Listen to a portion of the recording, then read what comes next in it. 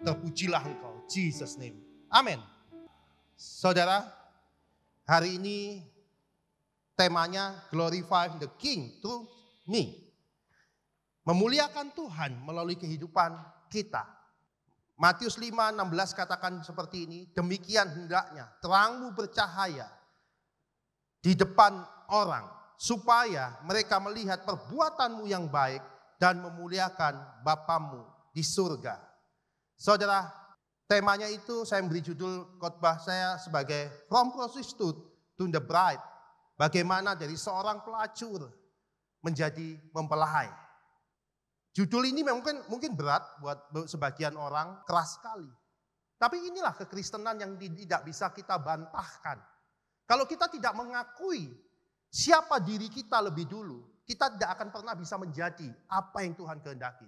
Tapi kalau kita bisa mengakui diri kita menyadari diri kita ini sedang berjalan ke titik ini, dan saya sedang akan melangkah ke titik ini, baru bisa.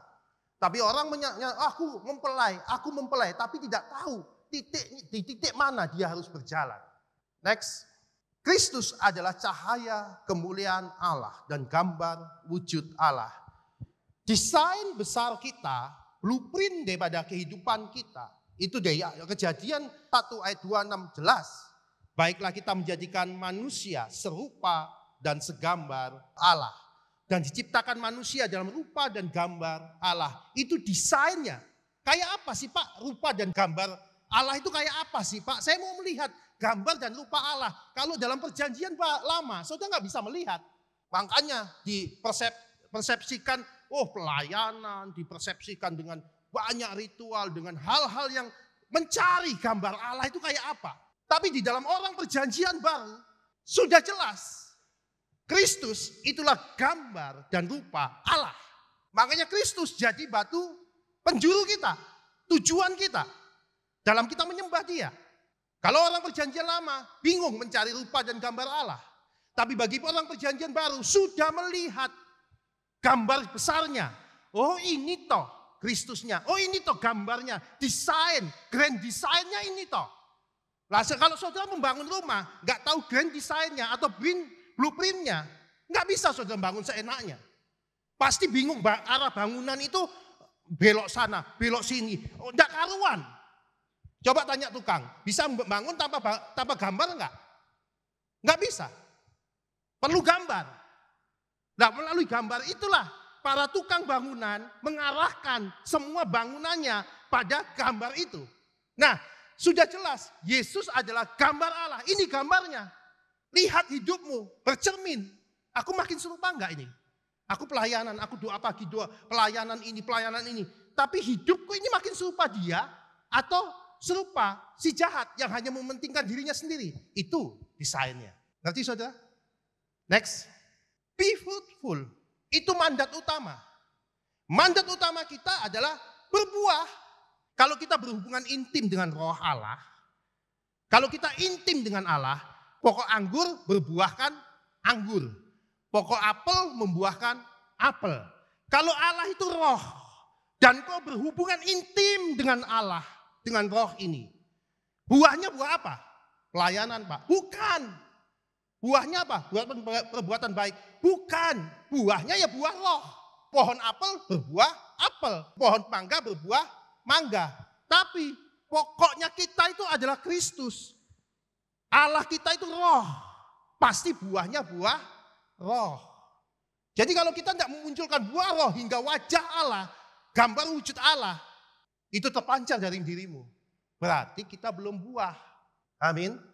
Ini mandatnya, mandat utama ini. Jadi mandat utama bukan jadikan bangsa muridku, bukan. Berbuah. Melalui buah itulah orang akan melihat Kristus melalui hidup kita. Istri kita, anak kita, suami kita, keluarga kita akan merasakan Kristus melalui hidup kita.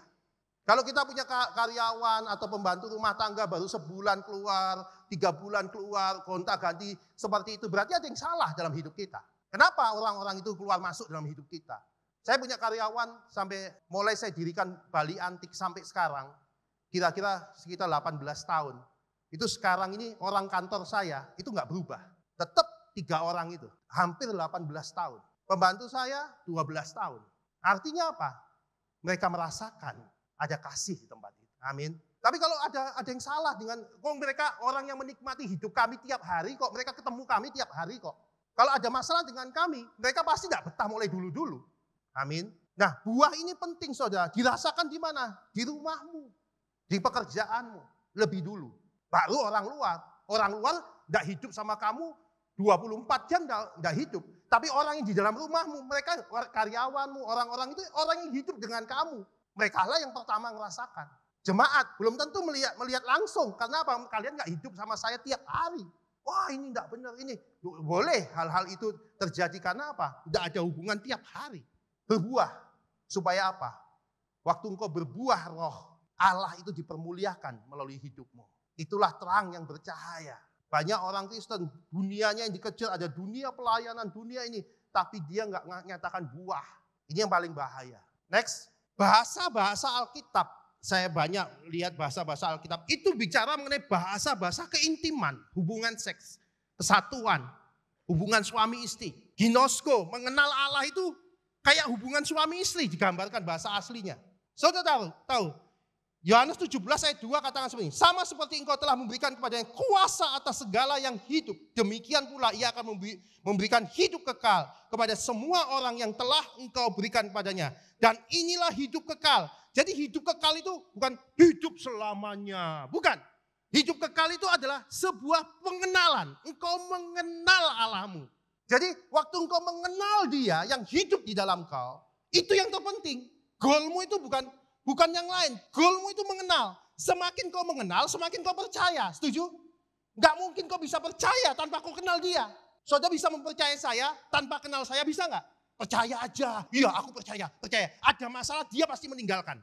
Setuju? Sama. Kenapa kita sering meninggalkan Tuhan? Karena kau gak kenal dia. Kau cuma di doktrin itu percaya aja sama Tuhan. Waktu kau ada masalah, kau keluar dari masalahmu. Karena apa? Engkau gak kenal. Kalau engkau kenal siapa Allahmu yang berdiri dan kau tetap mengasihi dia dengan apa? Dengan tetap kerendahan hati, tetap berbuah, itu artinya engkau kenal. Banyak orang Kristen cuma didoktrin percaya aja tanpa kenal. Ini masalahnya. Engkau bisa berdiri sama istrimu atau suamimu waktu masalah apapun. Karena apa? Kau kenal suamimu dan istrimu. Setuju? Engkau sangat kenal dia pasti. Saya bisa berdiri buat suci bisa berdiri buat saya. Karena apa? Dia sangat kenal saya. Amin. Dan dia tahu, suci ini sangat tahu. Apa yang saya katakan itu akan jadi seperti ini. Akan jadi seperti ini. Dia tahu. Makanya dia percaya. Dia ikutin. Meskipun kadang dia, mosok sih. Tapi dia ikut. Waktu saya mau menulis buku pertama kali. Saya nulis, mah sayang aku mau menulis buku gini. Pertama dia, Papa mau nulis buku. Tapi dia percaya. Oke, dia mulai set, dia cari orangnya, teman-temannya, dia telepon dia, orang-orang penulis buku. Saya dicarikan komunitasnya penulis buku. Akhirnya Suci ketemu orang itu diajak suruh tidur rumah, temannya dia, saya diajarin, oh gini toh konsep nulis buku. Akhirnya saya nulis buku, dan hari ini saya tulis nulis buku. Itu karena apa? Dia percaya. Waktu saya ngomong juga, mah aku mau bangun hotel, aku mau punya hotel gini-gini. Wong kita itu jualan mebel, nggak mungkin kan? Tapi dia percaya, ya dia bawa itu dan dia jalankan dan terjadi. Karena apa? Kenal. Loh kalau engkau nggak kenal Tuhanmu, nggak bisa. Kau kenal dulu baru bisa percaya. Makanya jangan mau didoktrin orang percaya aja sama Tuhan, percaya aja sama Tuhan tanpa melalui pengenalan, bohong. Nah yang paling penting bukan percayanya, cara kenalnya, betul? Ya apa Pak cara kenalnya? Nah fondasi ini yang saudara saya ajak.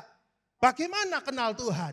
Melalui Yesus, melalui Allah. Yesus jalannya Yesus, kebenaran Yesus, hidupnya Yesus. Itu satu-satunya kau kenal Allahmu. Karena Yesus ngomong, tak ada seorang pun sampai kepada Bapa tanpa melalui aku. Artinya apa? Ikutin jalannya Yesus yang adalah kasih. Next. Carilah dahulu kerajaan Allah dan kebenarannya, maka semuanya itu akan ditambahkan padamu. Saudara sering mendengar ayat ini. Cari kerajaan Allah. Aku agama Kristen aja. Pikirnya sudah menemukan kerajaan Allah. Aku pelayanan aja. Pikirnya sudah menemukan kerajaan Allah. Cari kerajaan Allah. Kerajaan Allah bukan sebuah tempat saja. Kerajaan Allah bukanlah sebuah tempat saja. Tapi kerajaan Allah sebuah sistem yang bekerja melalui kamu. Yang adalah baitnya. Amin. Saya udah berkali-kali ngomong pelataran, ruang kudus, maha kudus. Itu konsep daripada bait Allah. Tapi coba saudara lihat. Di Matius 20 ayat 26 katakan nih. Maka aku berkata kepadamu, jika hidup keagamamu tidak lebih benar daripada hidup keagamaan ahli-ahli Taurat dan orang Farisi, sesungguhnya kamu tidak akan masuk ke dalam kerajaan surga. Ahli Taurat dan orang Farisi itu membawa persembahan.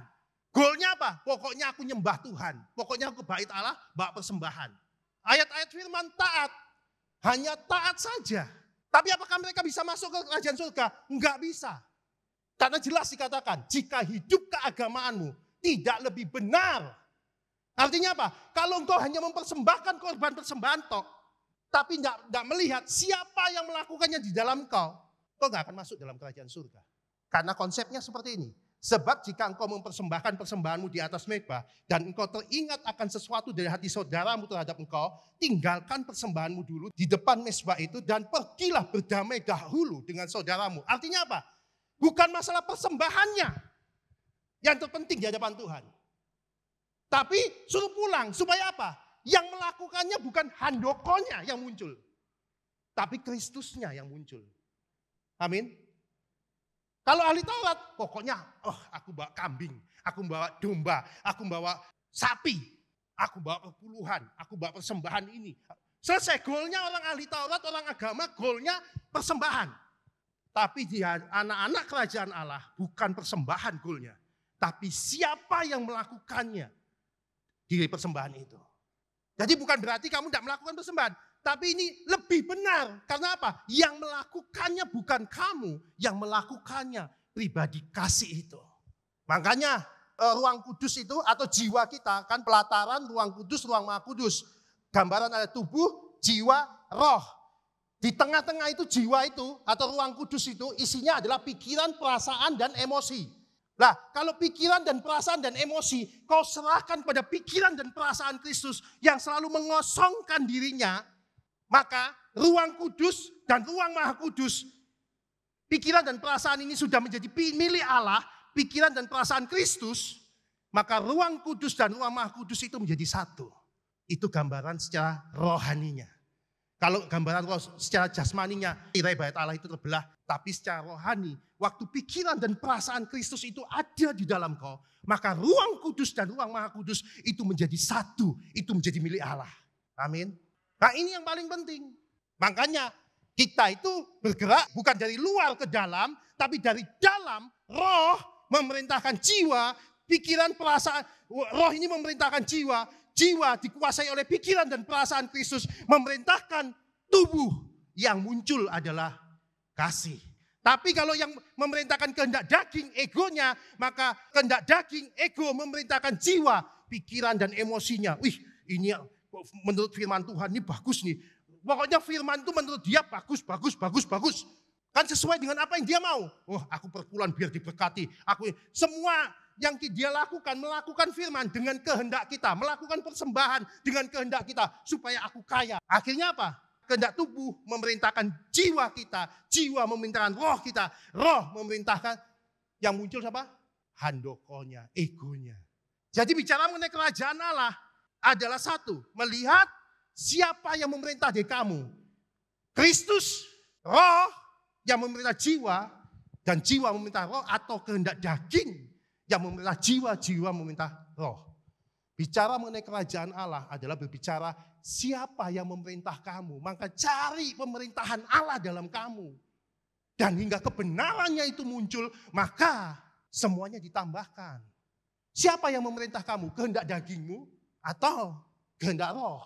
Jadi mencari kerajaan Allah itu jangan cari bingung, jauh. Cari kerajaan Allah berbicara siapa yang memerintah kamu tiap hari. Pribadi kasih. Pribadi yang selalu mengosongkan dirinya, tidak menganggap dirinya lebih tinggi daripada pribadi Allah. Dia selalu menyangkal dirinya dari something to nothing. Itulah dia.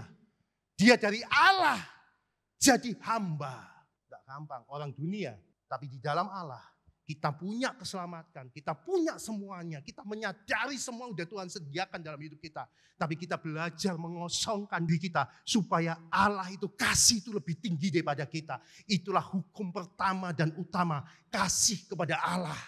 Amin. Tidak ada yang mau kok. Kekristenan itu sesuatu yang aneh kok. Siapa? Ini gembala, tapi harus menjadi teladan, pelayan dari semuanya. Oh, enggak gampang. Kita sudah posisi pemimpin, tapi memberi contoh. Ini loh cara melayani di bawah, enggak bentak-bentak. Ini loh tunjukin kasih di bawah. Oh, enggak gampang. Dari something kepada nothing. Mau? Kalau enggak mau, kamu enggak bisa masuk ke dalam kerajaan Allah. Wah, Pak, aku suami loh, harus dihormati. Kalau engkau di dalam kerajaan Allah, engkau suami, engkau harus menjadi pelayan di bawah untuk melayani keluargamu. Menjadi contoh buat keluargamu. Kalau engkau enggak jadi contoh dalam keluargamu, bohong. Kalau engkau, wah aku kan anak Allah di tempat kuliah, kau harus belajar melayani. Wah aku ini sudah lama jadi senior, tapi kau tidak mau di bawah mereka, bohong. Cara mengenai kerajaan Allah yang memerintah dari kamu, orang bisa merasakan pribadi yang merendahkan diri itu ada di dalam kamu. Dia Allah, tapi dia mengosongkan dirinya. Itu adalah pikiran dan perasaan daripada Kristus. Itulah isi daripada jiwa kita. Kalau jiwa dikuasai itu, tubuh akan memanifestasikan sang jiwa itu, yaitu Kristus. Amin. Kalau jiwamu itu dikuasai, pikirannya mengosongkan diri, kira-kira tubuhmu manifestasinya apa? Gak ada cara lain, pasti itu Kristus yang muncul. Amin. Kalau orang agamawi, enggak.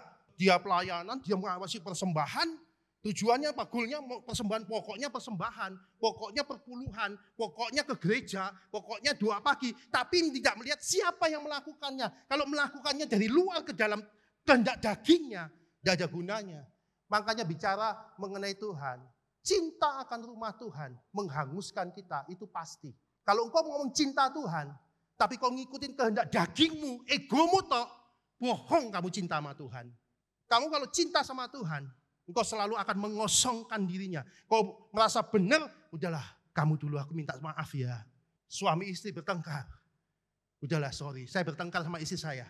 Oh iya, gak sampai 1 jam. Mah sorry ya aku salah. Pak sorry ya aku salah. Pasti lakukan itu. Tidak lihat lagi salah atau benar. Kudus atau najis, haram atau halal, sunat atau tidak bersunat. Tidak melihat hukum lagi. Karena hukumnya, pijakannya, batu penjurunya, batu karangnya adalah Kristus. Kasih. Itu orang yang ada dalam kerajaan Allah. Amin. Mau tahu orang yang hidup dalam kerajaan Allah? Pijakannya bukan hukum. Bukan sunat atau tidak bersunat. Bukan haram atau halal. Salah atau benar. Bukan. Pijakannya kasih. Sebagai jawaban dalam hidupnya. Itu orang kerajaan. Amin. Disitulah dia menemukan kerajaan Allah dan kebenarannya. Dan semuanya damai sejahtera, sukacita, semuanya ditambahkan atas kamu. Amin. Kalau melihat ayat ini, dengan konsep ini kita bisa ketemu. Amin. Perhatikan siapa yang memerintah di dalam kamu. Next. Kata di Matius 12 ayat 1, waktu murid-muridnya mengambil gandum, terus orang Farisi atau orang ahli Taurat ngomong, masa itu hari Minggu, hari Sabat, anak murid-muridmu motek gandum itu hari Minggu, itu hari Sabat itu, dosa itu. Tapi coba perhatikan, aku berkata di sini, ada yang melebihi bait Allah. Bait Allah itu bicara mengenai tata cara, hari Sabat, oh harus ritual ini, harus ritual ini, harus. Ada yang lebih penting dari ritual. Artinya gini, tadi itu kalau kau ke bait Allah mempersembahkan persembahan, Tuhan, ada yang lebih penting daripada persembahan. Next. Jika kamu mengerti maksud firman ini, yang ku kehendaki belas kasihan, bukan persembahan. Tentu kamu tidak menghukum orang yang tidak bersalah. Next. Karena anak manusia, Kristus, kasih di dalam kamu itu, pribadi kasih di dalam kamu adalah Tuhan atas ritual. Amin. Artinya gini, kalau jelas tadi itu, jika hidup keagamaan tidak lebih benar dari orang ahli Taurat dan orang Farisi, kau tidak akan masuk dalam kerajaan surga. Kalau kamu mempersembahkan barang sesuatu dan kamu teringat akan saudara, tinggalkan diri. Artinya Tuhan masih menanamkan kepada kita, ada yang lebih penting daripada sekedar ritual. Tapi pribadi siapa yang melakukan ritual di dalam kamu itu? Pribadi kasih atau hanya untuk mengekspresikan kepuasan dagingmu? Kamu bisa ngasih perpuluhan hanya untuk mengekspresikan ini. Handoko supaya diberkati. Aku pelayanan biar diberkati. Aku bangun gereja supaya hanya untuk mengekspresikan di jiwamu. Salomo, kurang apa bangun gereja? Gedung bait suci. Dia mengekspresikan semua kedagingannya. Itu Salomo. Yang muncul apa? Dagingnya. Lah, Tuhan ngasih kita ada esensi yang lebih penting daripada semua itu. Yaitu apa? Siapa yang mengerjakannya di dalam kamu. Amin. Next. Ini yang paling penting juga. Tawanan roh. Saudara kalau jadi tawanan daging, saya tidak akan lihat tawanan roh dulu. Tawanan daging. Pak Hendro, berdiri Pak Hendro. Dia adalah tawanan daging. Ditawan oleh kehendak daging. Kira-kira yang muncul dan Pak Hendro lakukan apa? Kedagingan semua. Setuju? Yang muncul apa? Kehendak daging semua. Aku. Itu tawanan daging. Amin. Nah sekarang, Bu Puri, sekarang jadi tawanan roh. Dia penuh menjadi tawanan roh. Seperti Pak Indro tadi adalah tawanan daging. Sekarang Bu Puri menjadi tawanan roh. Tawanan kasih. Kira-kira yang muncul dalam hidup Bu Puri apa? Kerendahan hati, kesabaran, kemurahan. Dia tidak bisa ngikutin apa kamu marah. Dia nggak bisa karena dia tawanan daripada kasih. Itu tawanan Kristus. Pak Indro berdiri. Ngadep sana Pak Indro. Biar kelihatan wajah gantengnya Bu Puri. Lihat. Coba lihat Pak Indro dan Bu Puri. Yang satu tawanan daging, dia ngikutin kehendak dagingnya toh. Yang muncul daging ini kira-kira enggak. Jangan dilihat Pak Indronya. Dia sudah menjadi tawanan roh lama saudara. Pak Indro jadi tawanan daging. Bu Puri jadi tawanan roh. Pak Hendro buahnya apa? Kedagingan terus. Bahkan karena dia tawanan daging, dia melakukan firman pun hanya untuk memuaskan daging. Setuju? Dia pula pelayanan pun hanya untuk memuaskan keinginan daging. Dia lakukan apapun yang dia lakukan, yang menurut kita rohani, pasti dia lakukan untuk kehendak dagingnya. Karena dia tawanan daging. Kalau Bu Puri tawanan roh. Mau di rumah, mau di pelayanan, mau di apapun yang Pak Bu Puri kerjakan. Karena tawanan roh. Maka yang muncul siapa? Roh. Karena dia tawanannya roh. Amin. Paham saudara? Thank you Pak. Haleluya. Saudara ngasih pengertian ini tidak gampang. Tapi saudara supaya ngerti apa itu tawanan roh, apa itu tawanan daging. Makanya Paulus sampai ngomong, kalau Paulus itu kayak Bu Puri, hidup adalah Kristus, mati adalah keuntungan. Artinya apa? Dia rela menawankan dirinya pada tawanan roh, yaitu kasih itu. Karena apa? Karena ini. Sebab kamu menerima roh, tidak menerima perbudakan yang membuat kamu menjadi takut lagi, tapi kamu menerima roh yang menjadikan kamu anak Allah. Oleh roh itu, ia berseru. Oleh pribadi kasih itu, dia bisa berseru, ya Aba, ya Bapa. Pak Hendro. Tapi Pak Hendro, meskipun dia orang Kristen, dia tawanan daging, dia bisa berseru. Dia kenal Yesus, nyembah Yesus, tapi dia ngikutin kehendak dagingnya terus. Bisa dia berseru, ya Aba, ya Bapa. Bisa dia. Bapak, anak sopo kamu. Kalau Bu Puri, karena dia tawanan roh, pribadi kasih yang lemah lembut rendah hati itu. Dia berseru dengan pribadi roh itu. Pribadi kasih itu. Dia ya Aba, ya Bapa. Bapa di surga, ini loh anakku. Ngerti saudara? Bapa mengakui kamu. Bukan karena apa yang kamu lakukan. Tapi siapa yang melakukannya di dalam kamu. Karena apa? Kalau ngomong apa yang kamu lakukan. Tuhan aku lakukan mujizat. Aku usir setan. Aku bernubuat. Enyah engkau pembuat kejahatan. Keintiman dengan Tuhan.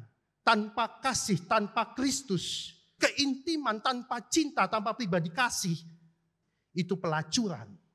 1 Korintus 13 ayat 1 dan 3. Biarpun kita melakukan segala sesuatu, bahkan menyerahkan tubuh dibakar, tanpa kasih, sia-sia. Artinya apa? Engkau bisa melakukan firman, engkau punya iman yang memindahkan gunung, engkau bisa menguasai semua bahasa Alkitab, engkau bisa menjangkau jiwa. Tapi kalau kau melakukannya dengan kehendak dagingmu, enyah engkau pembuat kejahatan. Karena apa? Keintiman, seks tanpa cinta, itu namanya pelacuran. Dan roh itu, pribadi itu yang akan bersaksi, pribadinya Kristus ini yang ada di Bu Puri berdiri. Ngadep sana Bu Puri. Pribadi Kristus ini, roh itu, pribadi Kristus itu akan bersaksi dengan kehidupan Bu Puri. Melalui kehidupan roh itu, pribadi kasih itu yang ada dalam dirinya Bu Puri. Dan dengan rohnya dia, kehidupannya dia bersatu. Saudara tahu, kehidupan Bu Puri akan bersaksi bahwa dia anak Allah. Itu ayatnya. Amin. Bisa dia bersaksi hanya cuma mulut? Tidak bisa. Rohnya dia, roh Allah dengan rohnya dia yang termanifestasi dalam seluruh kehidupan Bu Puri yang menunjukkan kasih itu yang bersaksi. Iki loh anaknya Allah. Amin. Thank you Bu Puri. Amin. Next. Makanya orang kalau nggak mau dipimpin oleh roh pribadinya Kristus dalam dirinya, dari dalam keluar, tapi hanya mau dipimpin kehendak dagingnya tok, dan hanya mengaku Yesus Tuhan, oh Yesus Tuhan, tapi dia hanya dipimpin kehendaknya daging tok, dia seorang pendusta. Saya ulang, orang yang ngaku Yesus Tuhan, pelayanan ini, tapi hanya mau dipimpin oleh kehendak dagingnya, egonya tok, istrinya nggak merasakan kasih dalam dirinya.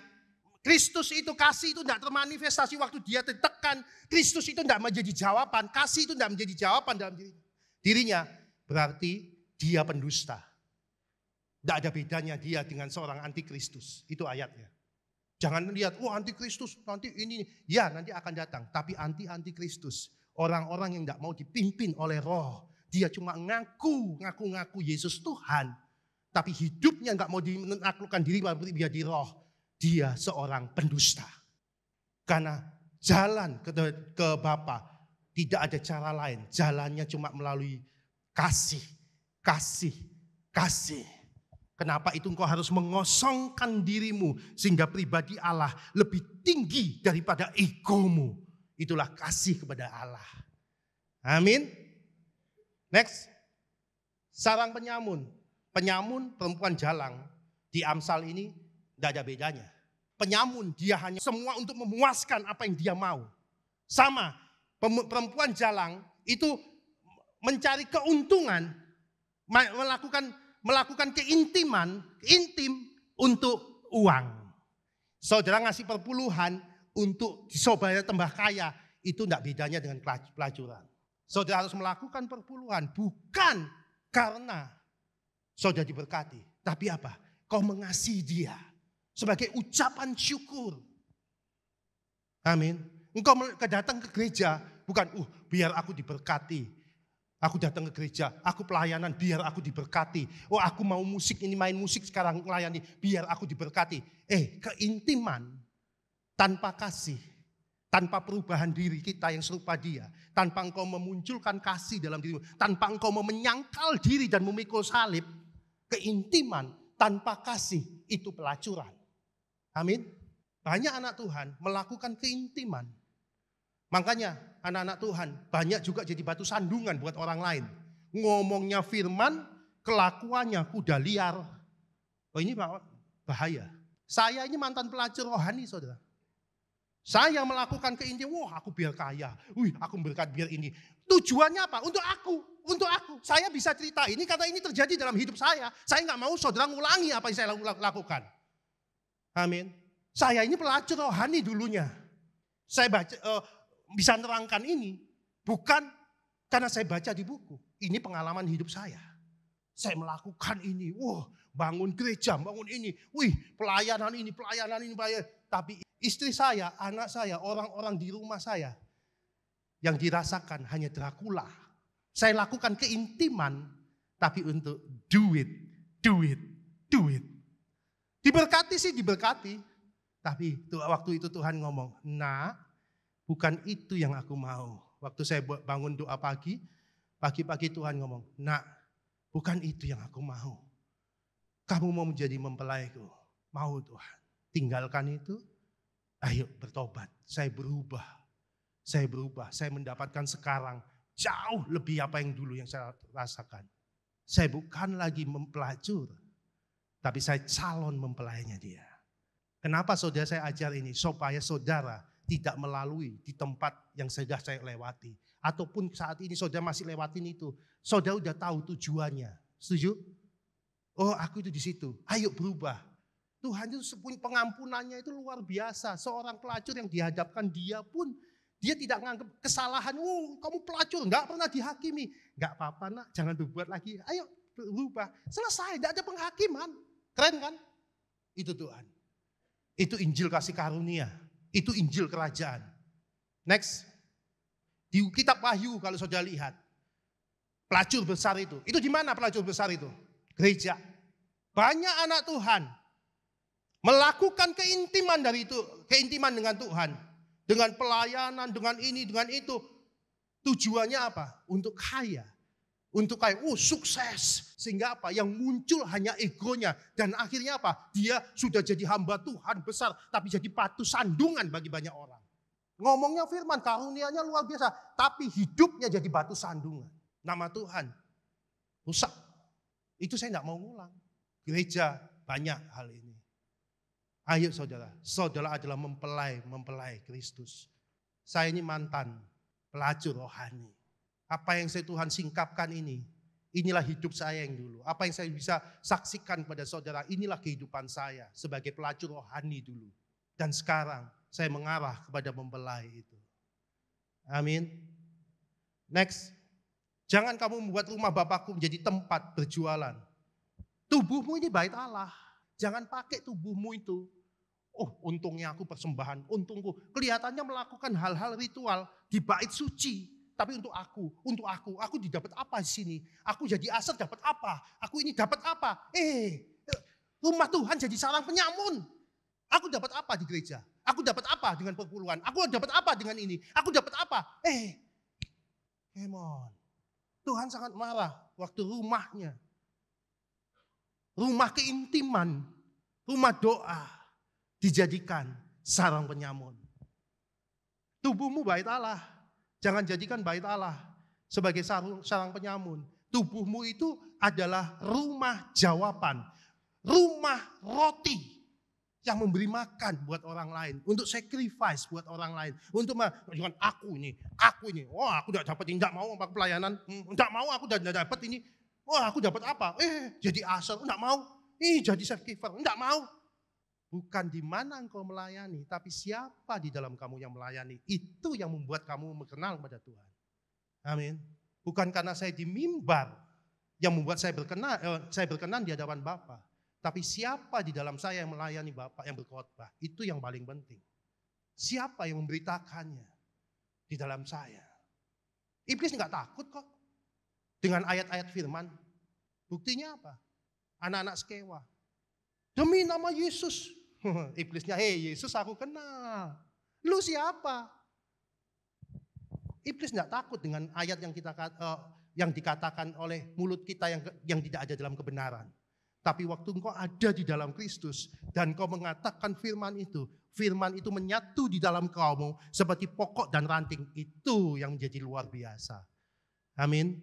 Jadi bukan ayatnya, tapi siapa di dalam kamu yang mengatakannya itu. Amin. Next. Keintiman tanpa kasih sama dengan pelacuran. Itu. Karena itu mulut kita, Tuhan aku akan lakukan mujizat, aku si setan, aku bernubuat. Jadi jangan bangga saudara melakukan ritual pelayanan, jangan bangga.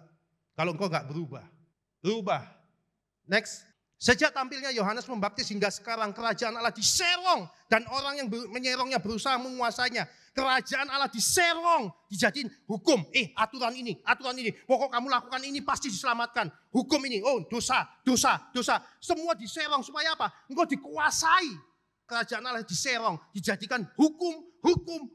Pokoknya taat aja, ke gereja aja, doa pagi aja. Tapi nggak usah muncul Kristusnya, nggak apa-apa, nggak usah berubah. Pokoknya perpuluhan aja, pokoknya persembahan aja, pokoknya diserong kerajaan Allah. Padahal goalnya itu bukan hukumnya, goalnya siapa yang melakukannya, itu goalnya.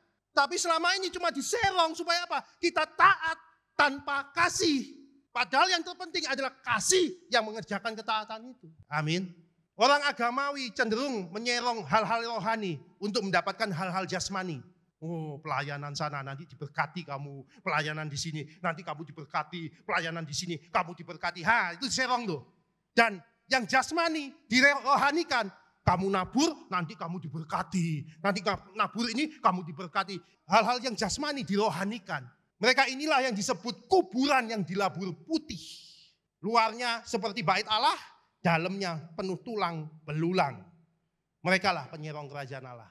Amin. Di Nusa Dua saya tidak mau menyerong. Saya bertanggung jawab apa yang saya beritakan. Pengajaran ini, saya bertanggung jawab apa yang Tuhan taruhkan dalam hidup kami. Saya nggak mau mencuri keuntungan itu sendiri. Kenapa di tempat ini kami para penetua tidak ngambil gaji? Kenapa kami dapat PK, kami kembalikan lagi persembahan itu? Karena apa? Kami nggak mau mengambil keuntungan itu. Saya punya hak untuk mengambil apa yang saya sudah tabur. Tapi saya keluarkan, saya korbankan, saya lepaskan. Tujuannya apa? Saya nggak ngambil keuntungan di tempat itu. Di sini kami tidak digaji. Tuhan sudah menggaji kami dengan hal yang luar biasa.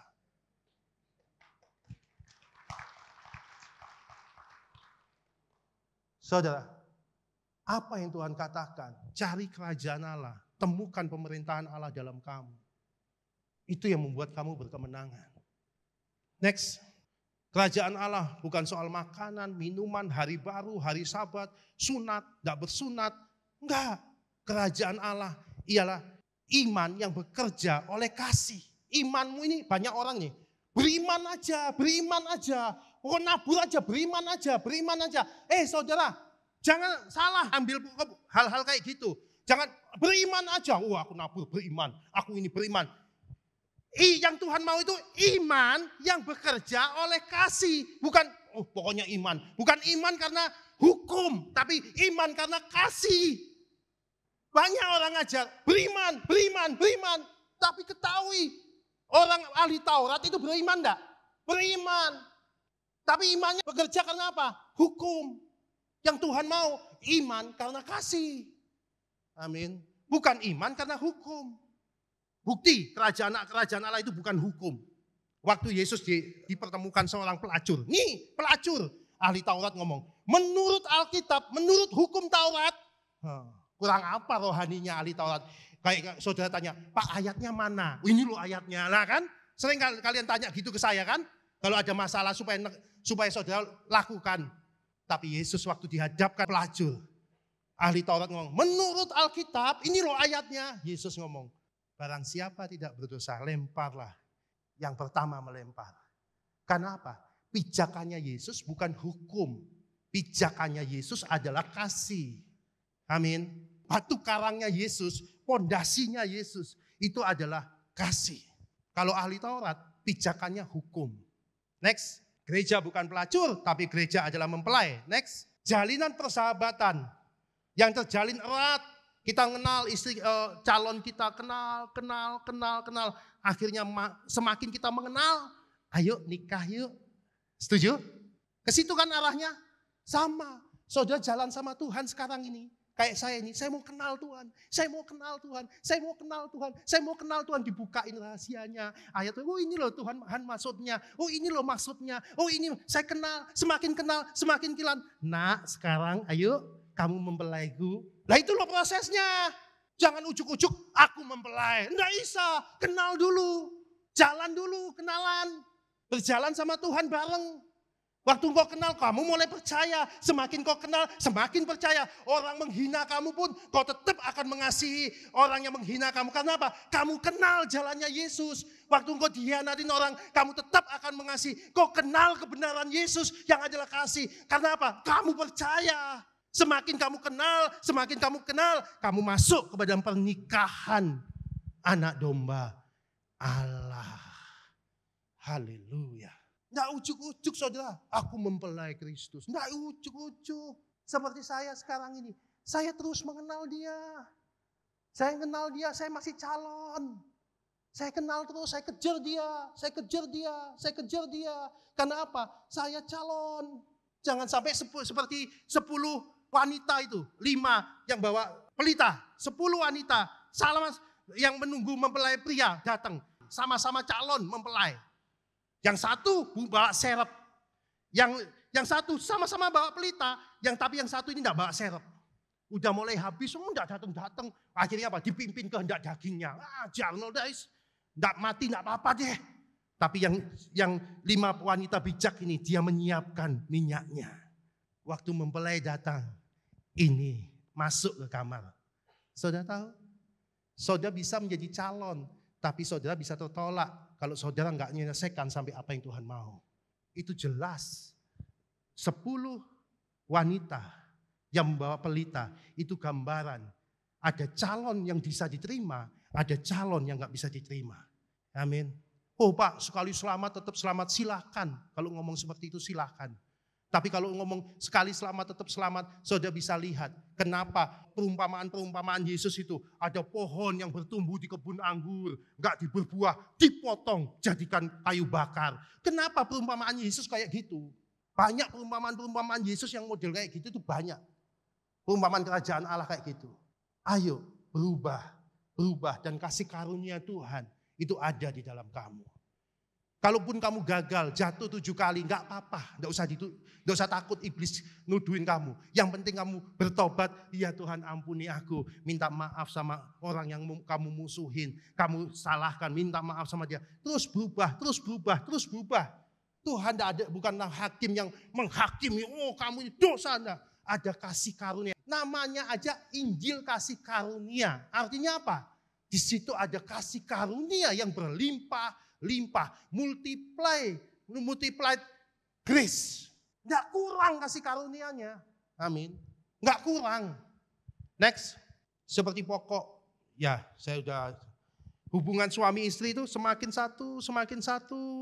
Saya bisa memahami apa yang Tuhan manunggal itu saya bisa memahami karena apa?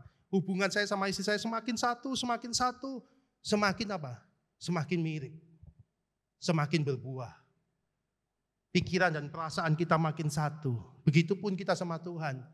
Waktu kita satu, dipimpin oleh roh, akhirnya kita menjadi satu. Pikiran dan perasaan Kristus menjadi pikiran dan perasaan kita. Seperti pokok dan ranting yang adalah satu. Pikiran daripada pokok adalah pikiran daripada ranting. Makanan daripada pokok adalah makanan daripada ranting. Pikiran dan perasaan daripada pokok itu menjadi pikiran dan perasaan daripada ranting. Itulah hubungan suami istri.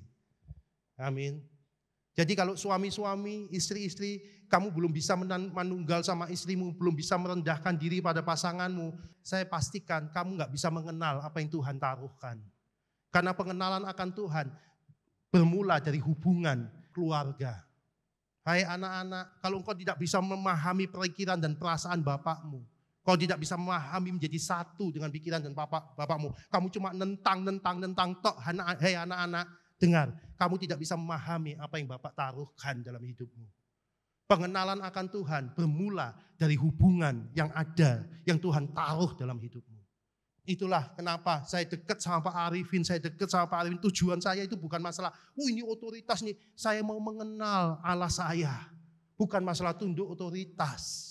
Saya mau mengenal, kayak apa? Enggak cocok sama Pak Arifin. Ya Pak, setuju aku taat. Karena apa? Saya mau mengenal. Di situ kasih karunia, di situ penyertaan Tuhan. Wih ternyata kadang-kadang idenya Pak Arifin saya enggak cocok. Tapi waktu saya lakukan pembelaan Tuhan ada, wih ternyata itu yang terjadi. Makanya saya baru sadar firman Tuhan katakan, hormati penatua atau hamba Tuhan 2 kali lipat. Saya tanya, apa Tuhan? Kok 2 kali lipat? Waktu kamu menerima hambaku, kamu juga akan menerima pesan yang aku sampaikan melalui dia. Tapi waktu kamu tidak bisa menerima dia, kamu tidak mengerti pesan apa yang aku sampaikan. Hamba Tuhan itu 2 kali lipat dihormati, saudara. Kenapa? Itu lebih daripada orang tua kita. Alkitab ngomong, hormati penatua yang baik. Yang menyampaikan firman itu 2 kali lipat. Kenapa? Kita sedang menyambut sang raja itu. Itu yang saya lakukan ke Pak Arifin. Itu yang saya lakukan pada hamba-hamba Tuhan. Itu prinsip. Saudara bisa lakukan ini. Oh iya cocok ya Pak Handoko cocok nih. Tapi kata Pak Handoko ajar no. Pasti gak akan pernah masuk ke dada apa hidupmu. Karena itu sikap hatimu dengan Tuhan. Amin. Next. Marilah kita bersuka cita dan bersorak-sorai memuliakan dia. Karena hari perkawinan anak domba telah tiba. Pengantinnya telah siap sedia. Kepadanya dikaruniakan supaya memakai kain lenan halus yang berkilau-kilauan, yang putih bersih. Lenan halus bicara mengenai kehidupan perbuatan kita yang berkilau-kilau. Semua daripada kita berproses ke tempat itu. Ayo saudara, saya apakah sudah jadi mempelai belum? Saya masih berproses. Kadang saya marah, kadang saya melakukan kesalahan, kadang saya seenaknya, tapi di situ saya terus bertobat. Saudara, pertobatan itu sepanjang hidup kita. Amin.